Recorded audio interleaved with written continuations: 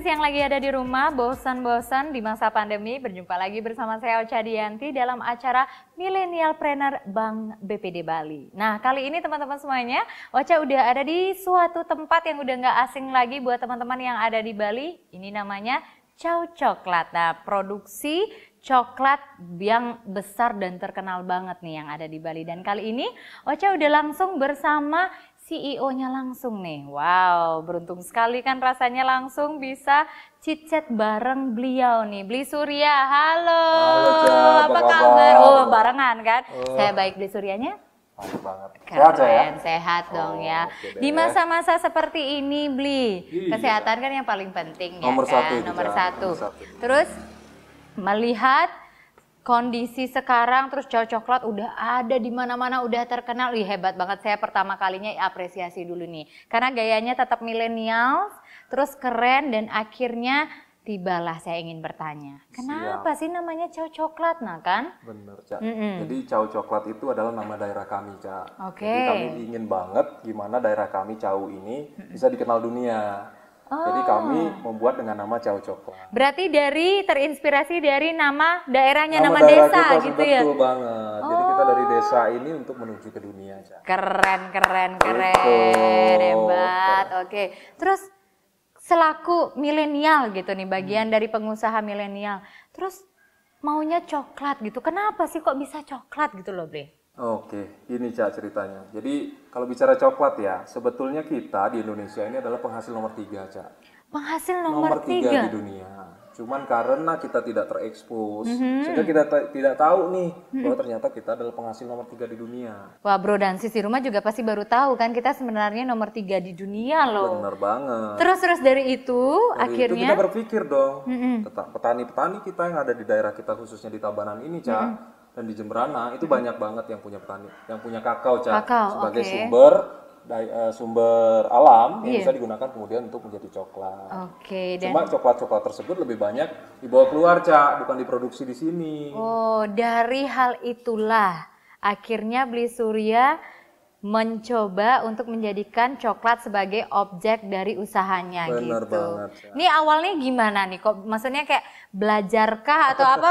Pasti kan kalau teman-teman Brodansis semuanya yang ada di rumah pasti nggak baru mulai terus langsung seret keras langsung Bener jadi banget, gitu. bener Gimana banget. tuh ceritanya? Jadi gini, Cak, ceritanya dulu. Jadi pada prinsipnya sih awal kita nggak ngerti sama sekali bikin coklat. Oke. Jadi semuanya baik accident, kita juga bikin coba-coba juga. Oke. Tapi kita ngelihat, Cak, ternyata setelah kita keliling di Bali ini cukup banyak pabrik coklat. Oke. Cuma kami ngelihat kok nggak ada yang bener-bener milik kita masyarakat Bali gitu. Oh, Jadi kami pingin coba masa sih kita orang Bali nggak bisa bikin coklat. dari kata masak sih Masa loh. sih cuma gitu Brodansis. doang waktu itu. Akhirnya kita coba deh, Cak. Akhirnya nggak jadi coklat, Cak, jadinya dodol. Ya, oke teman-teman. Pertama ingin buat coklat, maksud hati buat Maksud hati bikin coklat. coklat jadinya dodol. Hebat lalu. Karena apa? Waktu awal pertama bikin dulu, zaman orang tua saya juga ikut membuat itu, dicampur air, Cak. Padahal sebetulnya coklat itu musuhnya air, Cak. Oh, coklat musuhnya air. Betul. Wah, ini faktanya loh ya. Faktanya begitu. Dan Bahkan dari akhirnya? kebun pun kalau terlalu banyak air, itu coklat tidak akan bagus. Pohon kakaonya juga Pohon nggak. kakaonya tidak akan bagus. Wah, ini bertolak belakang sama pohon-pohon yang lainnya ya. Betul, Beli yang betul, membutuhkan betul. air.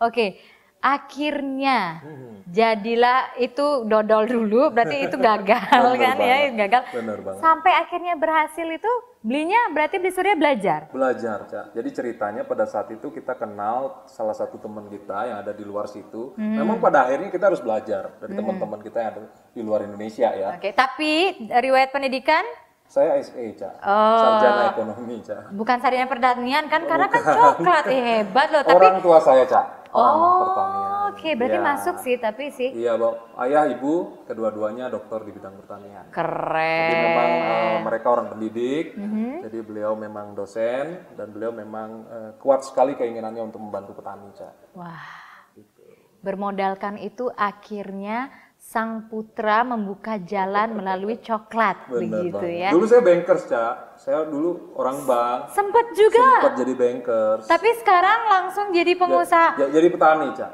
Oh, ngomongnya saya petani Petani harusnya. aja. Oh gitu, Saya keren loh. Petani milenials ya. Iya, Oke, bener. kita lanjut. Akhirnya Beli belajar kenal dengan teman yang ada di luar situ. Jadi Oke. dia teman saya dari Belanda. Jadi namanya Pak Rud. Beliau ngajarkan kita cara yang benar bagaimana sih bikin coklat. Karena di Belanda kan udah biasa tuh orang bikin coklat. Akhirnya kita belajar dalam 1 minggu, Cak. Satu minggu. 1 minggu. Kita belajar cuma 1 minggu. Kemudian dari 1 minggu itu kita bisa bikin coklat. Dari biji. Dari biji. Dari biji. Baru belajar 1 minggu di temannya yang di Belanda, kemudian Kebetulan beliau yang datang sini. beliau yang datang ke Datang sini. sini, ya. Wow, dan akhirnya saya yakin sih langsung berhasil. Waktu itu setelah belajar. Tentu ada proses lagi. Oke, ada proses ada lagi. proses lagi yang kemudian kita perbaiki. Jatuh Enggak bangunnya. Jatuh bangun, nah udah luar biasa lah. Pada akhirnya sampailah pada hari ini. Wow, keren. Untuk melewati jatuh bangun itu pun nanti kita akan korek-korek lagi. Tapi sebelum ke sana saya mau nanya dulu. Ya. Dalam berbisnis ada role modelnya nggak? Role model saya sebetulnya cukup banyak. Oke. Tapi yang paling penting buat saya ada satu, tapi mungkin juga bukan orang Indonesia. Dia mungkin pernah menjadi orang terkaya di dunia. Bill Gates mungkin tahu. Oh iya ya, saya sempat baca. Wah, keren itu.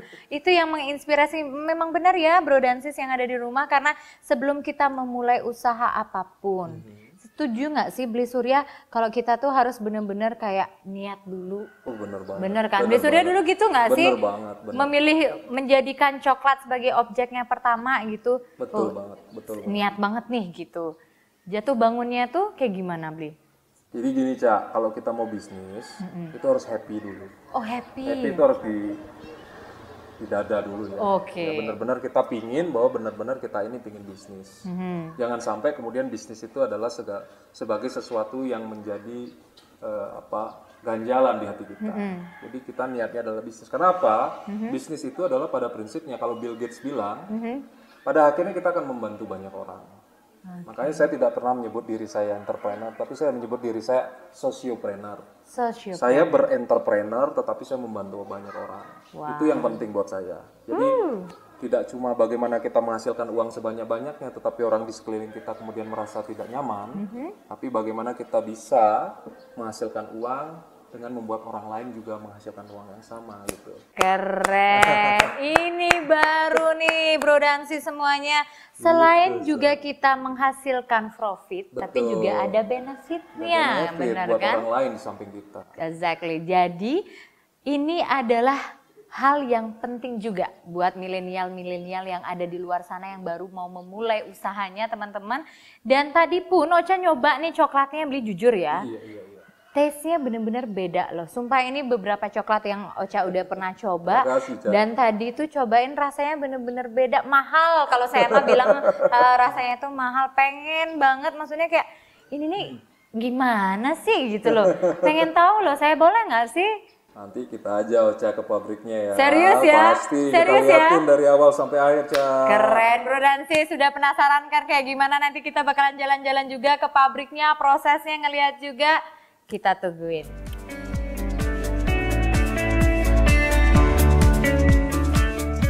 Kalau coklat itu kita ada 2 warna. Yang pertama itu ada warna merah, ada yang warna hijau. Jadi pada prinsipnya ketika mereka matang, mereka tetap akan berwarna kuning. Gitu, Ca. Jadi kalau Ca tahu ini bedanya kalau buah coklat dengan buah yang lain adalah ketika kita bicara coklat, mereka itu berbuahnya di batang. Di batang. Dan dalam satu batang ketika mereka berbuah, ini bisa sampai 1000 nih, Ca. 1000, Pak? 1000. Oh, berarti untuknya banyak banget ya? Cuman ada cumannya, oke. Cuman nih, nah cumannya adalah mereka hanya bertahan paling tidak hanya 6%. Oh, jadi yang akan jadi buah seperti ini maksimum dalam satu batang ketika mereka dalam proses panen itu hanya 60 dari 1000. Wah, cobaannya berarti Cobaan itu ya, besar Pak? itu. Oke. Itulah yang mempengaruhi produktivitas petani selama ini. Oke, terus Pak, kalau kakao tuh gimana sih Pak? Ada jenisnya atau enggak sih? Oh iya, benar, Cak. Jadi di kakao itu ada 3 jenis. Yang pertama kita sebutnya Criollo, yang kedua Forastero, yang ketiga adalah Trinitario. Jadi ketiga jenisnya ini beda-beda, Sa. Jadi dari rasanya beda, tempat hidupnya beda, terus bentuknya sendiri juga berbeda. Selamat datang bocah di pabrik kita. Oke, masih excited banget sih ini.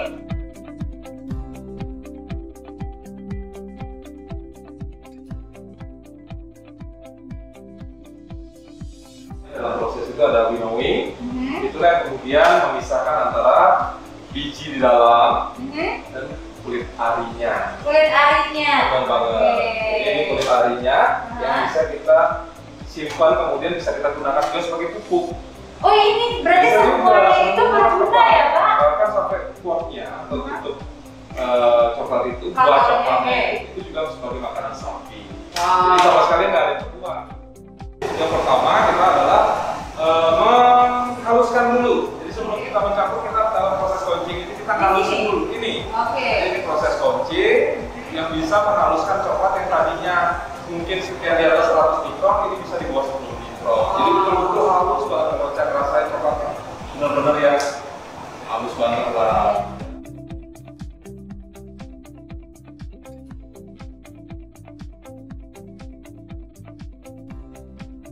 Nah ini Cak, jadi ini adalah proses terakhir dari coklat sebelum Ocha bisa makan di supermarket atau di mana pun Ocha pilih dari coklat. Benar-benar packaging itu benar-benar penting ya Pak? Betul banget. Jadi kalau kita harus bikin packaging, Ocha bisa lihat nih gimana kita nampilin benar-benar tampilan Balinya. Jadi benar-benar produk lokal Bali. Jadi orang percaya benar-benar Bali nih Cak. Cuma dalam konsep Bali pun kita harus mengutamakan yang namanya kesesuaian warna. Kemudian juga tampilan yang luxury atau ya kelihatan mewah lah. Benar. Ini juga tips dan trik nih buat Bro dan Sis semuanya, teman-teman yang ada di rumah sana yang lagi menonton, bahwasannya tidak hanya kualitas dari coklat itu sendiri, tapi packaging juga menjadi hal yang terpenting juga dalam memasarkan produk itu ya Pak ya. Tepat sekali. Wow.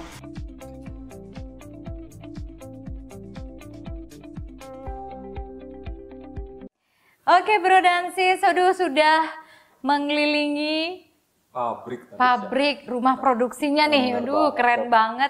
Kebun juga udah ya, Cak ya? Udah semuanya nih. Saya merasa benar-benar kayak I'm really excited and happy. Jadi benar-benar kayak beruntung banget hari ini ada di sini. Serius loh. Iya. Nah, Bli, kan ini kita semuanya lagi merasakan pandemi. Iya. Kita lagi berefek di semua sektor, jadi otomatis kan coklat sendiri pasti ada penurunan pengunjung pastinya karena sektor pariwisata kita juga kena. Terus apa inovasi yang Bli lakukan untuk itu? Jadi gini Cak, dari awal sudah saya sering sampaikan pada teman-teman milenial semua. Kebetulan saya juga ketua Himpunan Pengusaha Indonesia untuk Kabupaten Tabanan. Saya udah sampaikan ke mereka, ayo kita harus berani rubah market. Yang tadinya market kita di internasional, orang datang semua ke kita nggak pernah kesulitan untuk menjajakan produk kita. Sekarang kita yang harus keluar, kita harus jualan itu, baik itu di domestik melalui Jakarta, Surabaya, Bandung, Manado, Papua, bahkan sampai Aceh, dan juga kita mulai melakukan ekspor ya, baik itu ke luar negeri, ke Amerika, ke Jepang, maupun ke negara-negara lainnya. Oke, itulah inovasi yang dilakukan karena we don't have any choice gitu. Karena di situasi ini kunjungan pun dibatasi gitu dan Bli bergerak nggak sih kalau untuk sosial media itu Bli ada juga di sana? Kalau aku sih memang gara-gara pandemi ini Cak, justru online market ini yang menjadi salah satu produk yang paling penting saat ini. Jadi gimana kita bisa di website kita, kemudian di beberapa marketplace kita, kita betul-betul menampilkan coklat dengan sebaik-baiknya. Sehingga rating kita bisa tinggi, follower kita juga bisa tinggi, Cak. Wah, ngomongin masalah followers ya. Oh, berarti followers penting ya? Penting banget followers. Khususnya untuk marketplace kita ya. Jadi kalau kita punya marketplace itu nggak hanya sosmed, Cak. Nggak hanya mungkin Instagram yang sering kita pakai atau Facebook. Kita di Tokopedia pun atau apapun brandnya itu yang marketplace kita butuh yang namanya follower. Oke, Penting berarti banget. semua platform apapun sosial medianya followers itu penting gitu ya. Penting banget. Bukan hanya untuk ini nggak sih, Bli Surya setuju nggak? Tidak hanya untuk memperkenalkan saja loh, tapi itu juga sebagai salah satu kiat kita untuk Betul. menjaga dan brand juga awareness kita, iya, betul. Jadi branding. orang-orang itu ngerasa bahwa aku tahu nih produk ini dari mana ya gitu ya. Jadi dari situ kita tahu bahwa kita kadang-kadang masang misalkan di Instagram ya, kita cerita Instagram, kita bersponsor di situ. Dari situ kita bisa lihat bahwa oh produk ini di mana ya dulu pernah lihat. Ternyata produk kita udah lumayan terkenal nih dengan kita memasang iklan seperti itu. Berarti dari followers itulah Penting kita banget. bisa mengetahui dan jadi salah satu nilai nggak sih, Li? Bener banget. Bener kan, Oh, jadi iya, penilai kan? Cak tahu nggak kalau aku juga tahunya BPD dari sosmed loh, Cak. Dari sosmed? Bener banget. Serius? Iya. Wah, keren. Berarti tahu Bank BPD Bali dari sosmed. Dari Kebetulan sosmed. udah pernah pakai produknya belum? Nanya Wah. dulu nih. Aduh malu nih ngomongnya. Sering pinjem duit di situ di BPD. Makanya ini juga informasi nih buat para milenial semuanya. Iya. Jangan takut, kita yang di Bali sudah punya Bank Pembangunan Daerah Bali, BPD Bali, yang siap buat mendukung teman-teman semuanya yang baru mau mulai usaha, baru mulai mencoba kebingungan untuk permodalan, langsung datang ke Bank BPD Bali. Nah, ngomongin Bank BPD Bali nih, Iya, gimana, selain pinjam kreditnya udah pernah, Udah pernah, Cak. kirisnya punya nggak? Oh punya pasti. Serius, punya Li? dong. Oh pasti itu kan sebuah Ini- kewajiban buat kita semua membangun daerah kita dengan bank kita sendiri. Keren, ini baru Tuh. namanya keren. Jadi usahanya di Bali, terus percaya juga dengan lembaga keuangannya Bener sendiri. banget, Cak. Keren. Saya mau tahu juga nih, Bli. Mhm. Otomatis Bli Surya juga sudah tahu BPD, Tahu sudah banget. pernah memakai produknya, Benar kan? banget. Harapannya nih untuk BPD bolehlah sedikit nih untuk kedepannya. Oh, nggak cuma harapan, Cak. Oke. Saya juga dalam hal ini saya ingin berterima kasih banyak. Oke. Ini kami di Tabanan sudah dibangunkan yang namanya rumah kreatif, Cak. Serius? Jadi satu-satunya di Bali, Cak, itu buat di Tabanan. Jadi saya berterima kasih sekali buat Bank BPD. Terima kasih sudah membangunkan kami rumah kreatif yang digunakan buat masyarakat Tabanan, khususnya anak-anak muda, milenial trainer Tabanan untuk berkumpul di sana, Cak. Sudah dibuatkan Sudah wadah. dibuatkan, nanti pertengahan Januari kita resmikan bersama bapak-bapak direksi. Wow, Gitu, Cak. keren. Itulah sinergitas dari Bank BPD Bali tentunya yang benar-benar direalisasikan Oh, betul. untuk mendukung dan untuk juga memantau perkembangan dari UMKM-nya. Benar Ya. banget. Terus, Li, untuk Chow Coklat sendiri sudah bersinergi dengan Bank BPD dan sekarang nih untuk menggugah para milenial di luar sana, calon-calon yang ingin menjadi pengusaha, tips dan triknya seperti apa? Oke, yang pertama jangan ragu ya teman-teman semua milenial, negara kita itu entrepreneurnya itu masih di bawah 4%. Ketika sebuah negara masih berada di bawah 4%, maka negara itu belum bisa disebut negara maju. Oleh karena itu kita perlu meningkatkan entrepreneur kita di atas 4%. Nah, oleh karena itu jangan ragu pinjam di Bank BPD. Kita juga menggunakan produk-produk BPD, baik QRIS maupun kredit KUR mungkin yang saat ini dikembangkan oleh Bank BPD. Betul. Dan juga produk-produk lainnya yang bisa mendukung semua bisnis kita, Cak. Begitu, Cak. Yeay, oke lah Bro dan Sri semuanya. Jadi itulah tadi bincang-bincang singkat kita bersama sang pengusaha milenial yang Terima sudah kasih sukses banyak. di bidangnya dan tentunya menjadi inspirasi untuk kita semua. Jadi ada satu kata mutiara dari Ocha untuk kalian semua. Jangan pernah sakit hati walau di masa pandemi. Mari bersama-sama kita bergerak untuk menjadi yang terbaik. Betul Oke, sekian dari Ocha dan juga Bli Surya. Kami mohon undur diri. Terima kasih atas perhatiannya. Bye-bye. Bye.